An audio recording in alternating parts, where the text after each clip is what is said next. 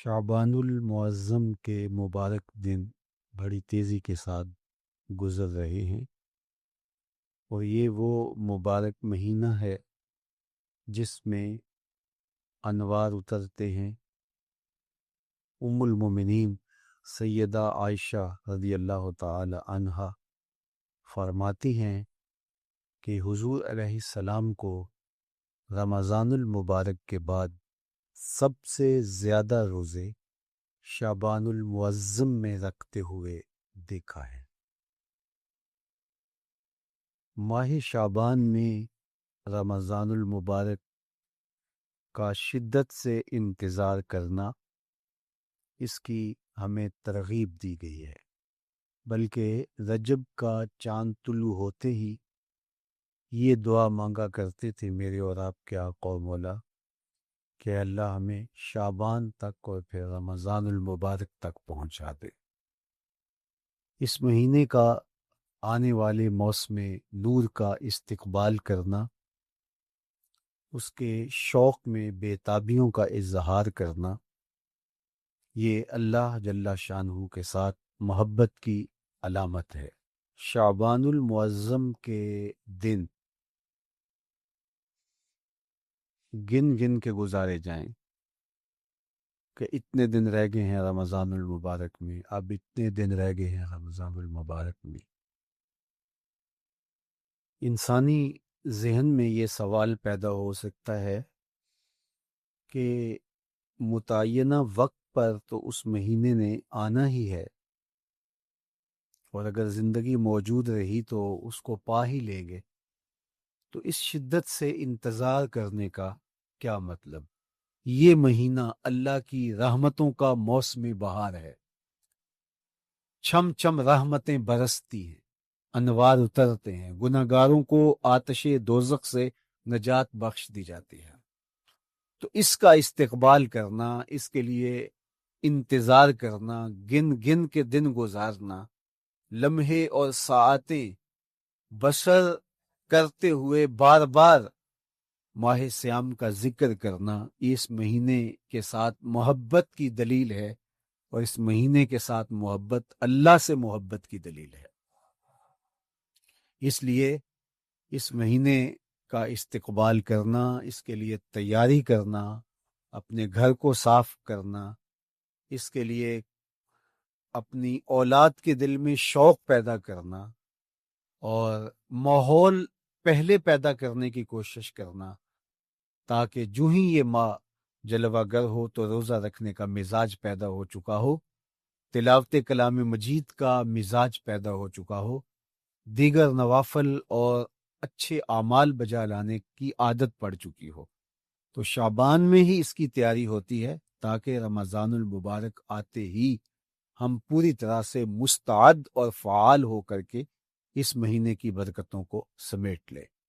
اللہ کے محبوب علیہ السلام نے ارشاد فرمایا کہ جب ماہ سیام آتا ہے فتحت ابواب الجنہ، تو جنت کے 8 دروازے کھول دیے جاتے ہیں۔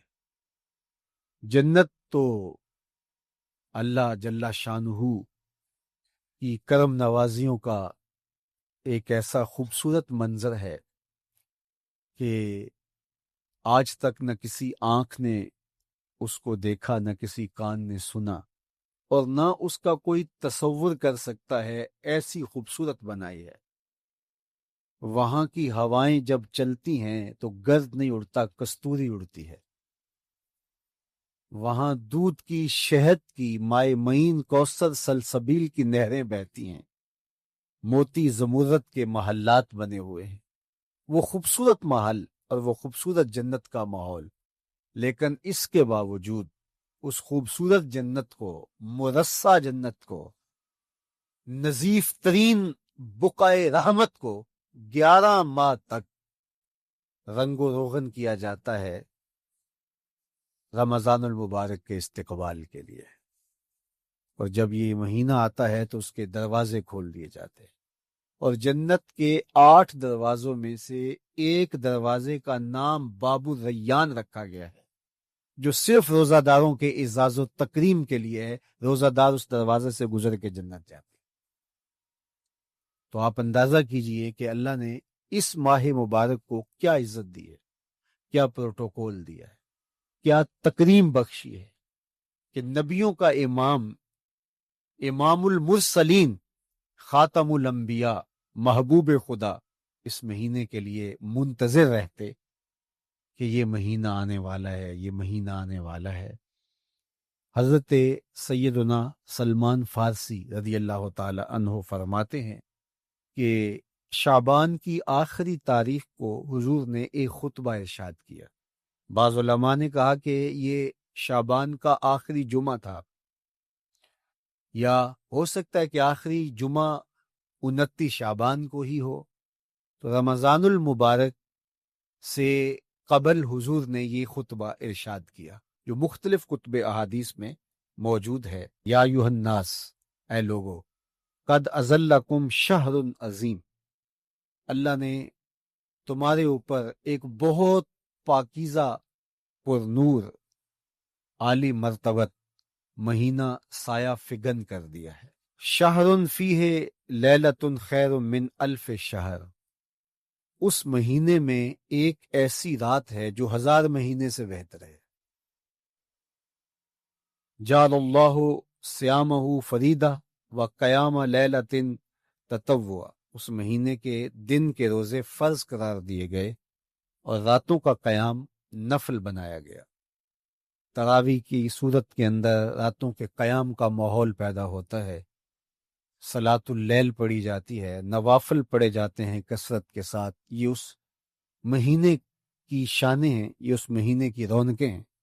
اس مہینے میں اللہ تعالیٰ نے خاص کرم نوازیاں عطا کی ہیں اہل ایمان کو۔ وَمَن تَقَرَّبَ فِيهِ بِخَصْلَةٍ مِّنَ الْخَيْرِ كَانَ كَمَنْ أَدَّى فَرِيضَةً فِيمَا سَوَاهُ، ایک نفل کا ثواب ایک فرض کے برابر اس مہینے میں کر دیا جاتا ہے۔ وَمَنْ أَدَّى فَرِيضَةً كَانَ كَمَنْ أَدَّى 70 فَرِيضَةً فِيمَا سَوَاهُ، اور اگر کوئی ایک فرض ادا کرتا ہے تو اس کو 70 فرائض کا ثواب ملتا ہے۔ اس قدر نیکیوں کا اجر بڑھا دیا جاتا ہے، ان کی قیمت بڑھا دی جاتی ہے اس مہینے میں۔ اور پھر ارشاد فرمایا وَهُوَ شَهْرُ الصَّبْرِ، یہ صبر کا مہینہ ہے۔ ہونے کے باوجود بھی انسان تناول نہیں کرتا، ٹھنڈا میٹھا مشروب میسر ہے اور زبان کانٹا بن گئی، حلق خشک ہو گیا، لیکن اس کے باوجود بھی ایک گھونٹ حلق سے نیچے اتارنے کا روادار نہیں ہوتا۔ وضو کرتے بھی احتیاط کرتا ہے کوئی قطرہ آب حلق سے نیچے نہ ٹپک جائے۔ تو یہ صبر سکھاتا ہے، جب ہو بھی تو انسان اس سے گریز کرے، تو جب ہوگا نہیں تو پھر انسان صبر کا عادی بن جاتا ہے، تو یہ صبر کی عادت ڈالتا ہے۔ یہ شہر الصبر ہے۔ پھر فرمایا والصبر ثوابہ الجنہ، اور سنو صبر کا ثواب جنت ہے۔ جو شخص صابر ہوتا ہے اس کا صلہ جنت کی صورت میں عطا کیا جائے گا۔ وشہر المواسات، اور یہ ہمدردی کا مہینہ ہے، باہمی پیار کا مہینہ ہے، الفتیں بانٹنے کا مہینہ ہے، نرم دلی کا مہینہ ہے، ایک دوسرے کے احساس کا مہینہ ہے۔ جب کوئی شخص بھوک اور پیاس کاٹتا ہے تو اس کو پھر محسوس ہوتا ہے، بالخصوص امراء، کہ بھوک کیا بلا ہوتی ہے، اور جو نان شبینہ کو ترستے ہیں اور جنہیں کھانا میسر نہیں آتا ان کی زندگیاں کتنی تلخ ہوتی ہیں۔ تو بھوک اور پیاس احساس پیدا کرتی ہے ان لوگوں کا کہ جو اللہ کی دی ہوئی نعمتوں سے محروم ہیں۔ تو اس لیے یہ ایک قسم کا رحم دلی کا مہینہ ہے، پیار بانٹنے کا مہینہ ہے، یہ الفتیں تقسیم کرنے کا مہینہ ہے۔ وَشَهْرٌ يُزَادُ فِيهِ رِزْقُ الْمُؤْمِنِ، اور یہ ایسا مبارک مہینہ ہے جس میں مومن کا رزق بڑھا دیا جاتا ہے۔ روزہ کھانا بچانے کے لیے، یہ اخراجات کم کرنے کے لیے نہیں ہے، بلکہ اس میں آپ کا رزق اور بڑھ جاتا ہے۔ ایسی ایسی نعمتیں کھانے کو ان لوگوں کو بھی نصیب ہو جاتی ہیں عام دنوں میں جو ان کا مقسوم نہیں ہوتی۔ دسترخوان لگتے ہیں، افطاریاں ہوتی ہیں، سحری کے لمحات ہوتے ہیں، کوئی کسی کو ویسے کھانا کھلائے تو اس دسترخوان پہ کھانے کے لیے آنا اس کا اور رنگ ہوتا ہے، لیکن افطار کا دسترخوان جب بچھتا ہے اور لوگ جب اس کے اوپر آتے ہیں، امیر بھی آتے ہیں، غریب بھی آتے ہیں، تو اللہ کی دی ہوئی نعمتیں جو دسترخوان پہ پڑی ہوتی ہیں ان کو اٹھاتے ہیں، کام و دہن کی تسکین کا سامان کرتے ہیں، عزت نفس بھی مجروح نہیں ہوتی اور طرح طرح کی نعمتیں کھانا بھی دستیاب ہو جاتی ہیں۔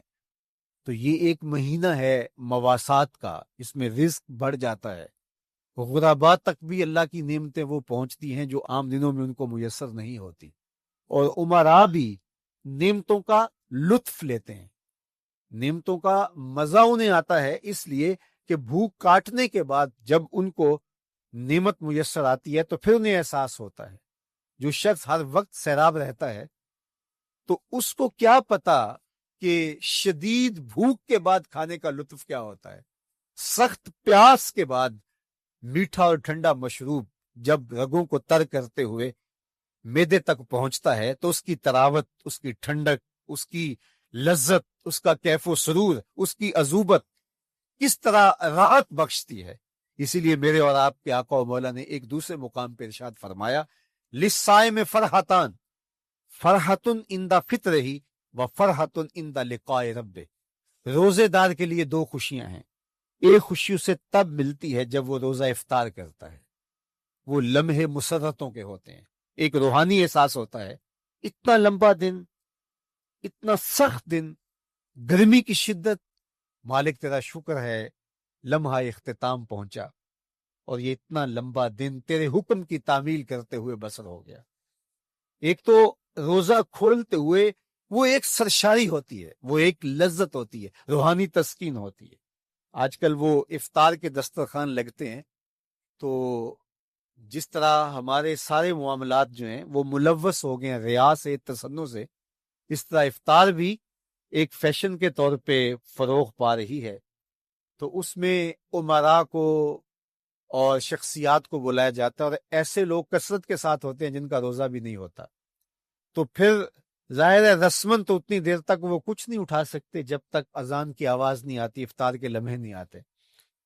تو اس وقت جو روزہ دار ہوتا ہے، جب وہ مشروب لے رہا ہوتا ہے، جب وہ کوئی لقمہ اتار رہا ہوتا ہے، تو اس کی جو فرحت ہوتی ہے، اور جس نے روزہ نہیں رکھا اور وہ بھی افطار کے دسترخوان پہ بیٹھا ہے، تو کیا اس کو کوئی روحانی حظ، کوئی سرور، افطار کے لمحوں کا کوئی لطف مل سکتا ہے؟ وہ بیچارہ کتنا بے چین ہوتا ہوگا کہ یہ شخص ہے، کمزور ہے، سارا دن مزدوری کر کے آیا ہے، اور اس کا بھی تو سارا دن گزر گیا بھوک اور پیاس سے، اور میں صحت مند ہوں اور سارا دن ٹھنڈے ماحول میں رہا ہوں اور مجھے توفیق نہیں ملی، تو وہ گھونٹ کتنے مشکل اس کے لیے ہوتے ہوں گے۔ اور روزہ دار کے لیے کس قدر وہ آسودہ بخش لمحے ہوتے ہیں کہ جب اس کو یہ مسرت ہو رہی ہوتی ہے کہ مالک تیرا شکر، گرم موسم، زباں کانٹا، حلق خشک، اور تو نے تکمیل تک لمحے پہنچائے اور میرا دن خیریت سے گزر گیا، تو وہ اس کے لیے ایک خوشی کا لمحہ، روحانی مسرت کی کیفیت۔ اور دوسری کہ جب وہ ٹھنڈا اور میٹھا مشروب، سارے دن کی سوکھی ہوئی زبان اور خشک حلق، اور انسان کی جو ہے وہ رگیں بھی، انتڑیاں بھی خشک ہو چکی ہوتی ہیں، تو ٹھنڈا اور میٹھا مشروب جب انسان کے معدے کی طرف بڑھ رہا ہوتا ہے، زبان بولے نہ بولے، ایک ایک رواں اللہ کی حمد بول رہا ہوتا ہے، اور تشکر انسان کے رگو ریشہ سے ادا ہو رہا ہوتا ہے، اور اس کی کیفیت، اس کی سرشاریاں، اس کی لذتیں وہ دیکھنے کی ہوتی ہیں۔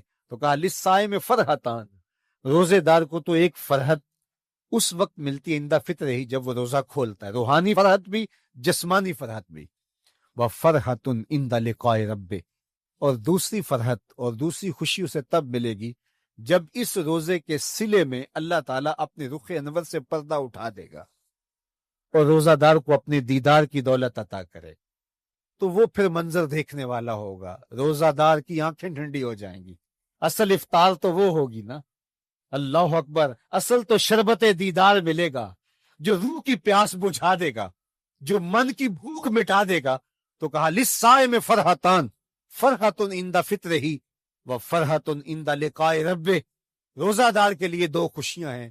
ایک خوشی وہ ہے جب اس کے جسم کی پیاس بجھتی ہے، اور ایک خوشی تب ملے گی جب روح کی بھوک مٹے گی، جب من کی پیاس بجھے گی، اور پھر وہ سرشاریوں کے عالم میں دیکھتا ہی چلا جائے گا، اور وہ سیراب ہی نہیں ہو پائے گا کہ میں ان دو آنکھوں سے دیکھ رہا ہوں، کاش کے لو لو دے مڈ لک لک چشمہ، ایک کھولا تے ایک کجا ہوں۔ وہ اس آرزو میں ہوگا کہ میرا رواں رواں آنکھ بن جائے اور میں اس دیدار سے فیضیاب ہوتا چلا جاؤں۔ تو وہ کیا لمحے ہوں گے، وہ کیا گھڑیاں ہوں گی، وہ کیا ساعتیں ہوں گی، کوئی لفظ نہیں ہے جن لفظوں میں ان حقیقتوں کو بیان کیا جا سکے، اس لیے کہ وہ منظر ہی وراء الورا ہوگا۔ تو روزہ دار کو فرحت ملتی ہے جب وہ روزہ کھولتا ہے۔ فرمایا وَشَهْرٌ يُزَادُ فِيهِ رِزْقُ الْمُؤْمِنِ، اس میں مومن کا رزق بڑھا دیا جاتا ہے۔ وَمَنْ فَطَّرَ فِيهِ صَائِمًا كَانَ مَغْفِرَةً لِذُنُوبِهِ، جس نے روزہ دار کا روزہ افطار کروایا۔ اللہ کے محبوب فرماتے ہیں کہ ایک تو خود روزہ رکھا، اور دوسری سعادت یہ ہے کہ ماہ سیام میں روزہ دار کا روزہ افطار کروایا۔ آپ شریعت بیضاء کو بنظر عمیق مطالعہ کر کے دیکھیں، ماہ سیام میں بہت زیادہ اس بات پہ زور دیا گیا ہے کہ روزہ افطار کرواؤ۔ اپنے گھر میں بیٹھ کر کے روزہ افطار کر لینا یہ بھی سعادت مندی ہے، روزہ نصیب ہو جائے، لیکن اس بات پہ بہت زور دیا گیا ہے ماہ سیام میں کہ ایک ماحول پیدا ہو، لوگوں کو افطار کروائیں تاکہ تمام لوگوں تک اللہ تعالیٰ کی نعمتیں پہنچیں، اور لوگوں تک جو ہے وہ رمضان المبارک کی برکتیں پہنچے۔ تو ارشاد فرمایا وَمَنْ فَطَّرَ فِيهِ صَائِمًا، جس نے روزے دار کا روزہ افطار کروایا، کانا مغفرۃ لذنوبہ، تو وہ افطار کروانے والوں کے گناہوں کی بخشش کا ذریعہ بن جائے گا۔ یہ افطاری گناہوں کی مغفرت کا سبب بن جائے گی۔ وَإِتْقَ رَقْبَتِهِ مِنَ النَّارِ، اور آتش دوزخ سے گردن کی آزادی کا مجدہ جاں فضا بن جائے گا، یہ امر کہ اس نے کسی کا روزہ افطار کروایا۔ وَقَانَ لَهُ مِثْلُ أَجْرِهِ مِنْ غَيْرِ أَنْ يَنْقُصَ مِنْ أَجْرِهِ شَيْءٌ، اور روزہ افطار کروانے والے کو روزہ رکھنے والے جتنا اجر ہی دیا جائے گا، لیکن روزہ رکھنے والے کے اجر میں بھی کوئی کمی نہیں واقع ہوگی۔ جتنا اس نے سارے دن کی بھوک اور پیاس کاٹ کر کے تکلیف اٹھا کر کے روزہ رکھا، جس نے شام کو اس کو افطار کر دیا، اتنا ہی ثواب اس کو عطا کر دیا جائے گا، اس کا اجر کم کیے بغیر۔ اللہ اکبر، یہ امت کے لیے اللہ نے کیا پیکج دیا ہے، کیا کرم نوازیاں ہیں اس امت کے لیے۔ آقا کریم نے ارشاد فرمایا ایک شخص صبح سے لے کے ظہر تک مزدوری کرتا ہے، اس کو ایک قیراط دیا جاتا ہے، اور ایک شخص ظہر سے لے کر عصر تک مزدوری کرتا ہے، اس کو بھی ایک قیراط دیا جاتا ہے، اور ایک عصر سے لے کر مغرب تک مزدوری کرتا ہے، اس کو 2 قیراط دیے جاتے ہیں۔ فرمایا پہلی مثال یہود کی ہے، دوسری مثال نصارہ کی ہے، اور تیسری مثال میری امت کی ہے۔ یہودیوں نے اور عیسائیوں نے اس پہ اعتراض کیا کہ ہمارا اجر کیوں تھوڑا ہے، تو میرے اور آپ کے آقا و مولا نے فرمایا تمہارا تھوڑا نہیں، ہمارا زیادہ ہے۔ آج کل اگر 1000 روپیہ مزدوری چلتی ہو مزدور کی، تو کوئی شخص صبح سے شام تک ایک شخص سے مزدوری کروائے اور 1000 روپیہ دے دے، اور دوپہر کو اڈے سے جا کے ایک مزدور اور لے آئے، شام کو اس کو بھی 1000 روپیہ دے آئے، اور ایک شخص کو عصر کے وقت لائے اس کو 2000 روپیہ دے دے، تو 1000 والا کہے کہ میرے سے زیادتی ہوئی ہے، تو اس سے زیادتی تو نہیں ہوئی، اسے تو پوری مزدوری دی گئی ہے، اب اس پہ مہربانی ہوئی ہے، اس پہ رحمت ہوئی ہے۔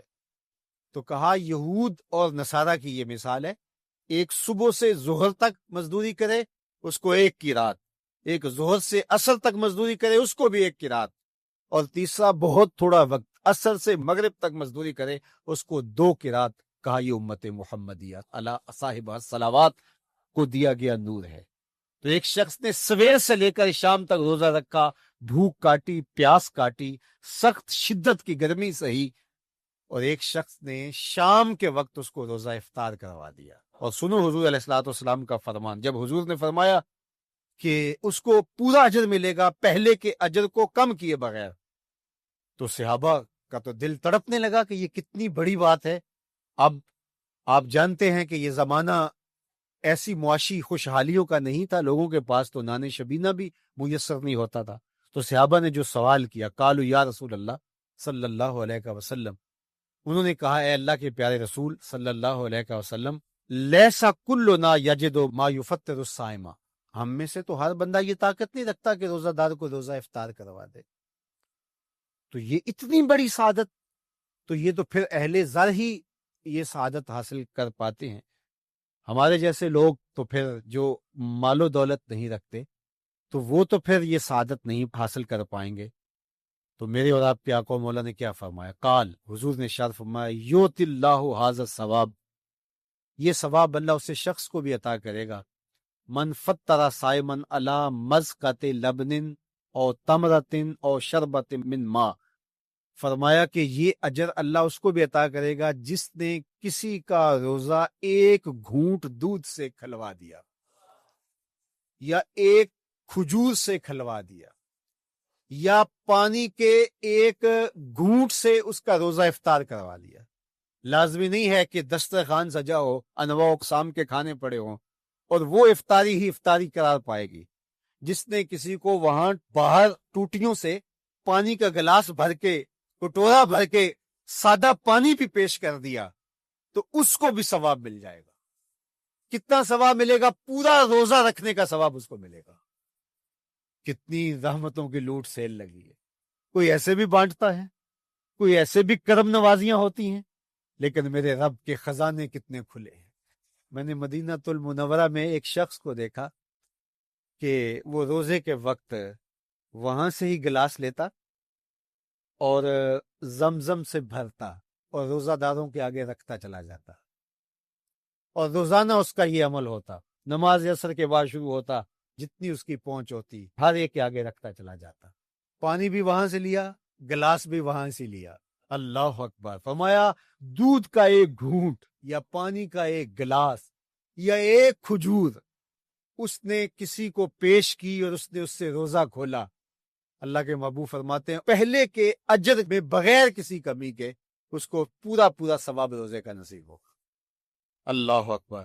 اب سنو، پھر حضور نے ارشاد فرمایا ومن اشبع صائما، اور جس نے صحیح اہتمام کے ساتھ روزے دار کو اچھا کھانا کھلایا، اچھی پرتکلف افطاری دی، سقاہ اللہ من الحوض شربتا لا یظمأ حتی یدخل الجنہ، اس کو حوض کوثر سے ایسا جام ملے گا کہ اس کو کبھی پیاس نہیں ملے گی یہاں تک کہ جنت میں چلا جائے گا۔ اللہ اکبر! اس کو کوثر کے جام نصیب ہو حشر کی گرمی میں۔ اور آپ کو معلوم ہے، علماء سے آپ نے بارہا سنا ہوگا کہ جام کوثر جس نے ایک بار پی لیا پھر 50,000 سال کے دن میں اس کو دوبارہ پیاس نہیں لگے گی۔ یہ جام کوثر کی خصوصیت ہے۔ فرمایا وَهُوَ شَهْرٌ أَوَّلُهُ رَحْمَةٌ، یہ وہ مہینہ ہے جس کے پہلے 10 دن رحمت ہیں اور اس کا درمیانی عشرہ مغفرت ہے، وَآخِرُهُ عِتْقٌ مِّنَ النَّارِ، اور اس کا آخری عشرہ جو ہے وہ آتش دوزخ سے نجات کا ضامن ہے۔ فَاسْتَكْثِرُوا فِيهِ مِنْ 4 خصال، کہا کہ 4 کام اس مہینے میں کثرت کے ساتھ کرو۔ خصلتان ترضون بہما ربکم، 2 کام تو وہ ہے جس سے تم اپنے رب کو راضی کرو گے۔ وخصلتان لا غنا بکم عنہما، اور 2 کام ایسے ہیں کہ ان سے بے نیاز نہیں ہو سکتے تو وہ تمہیں کرنے پڑیں گے۔ اما الخصلتان اللتان ترضون بہما ربکم، وہ 2 خصلتیں، 2 کام جن کے ذریعے سے تم اپنے رب کو راضی کر سکو۔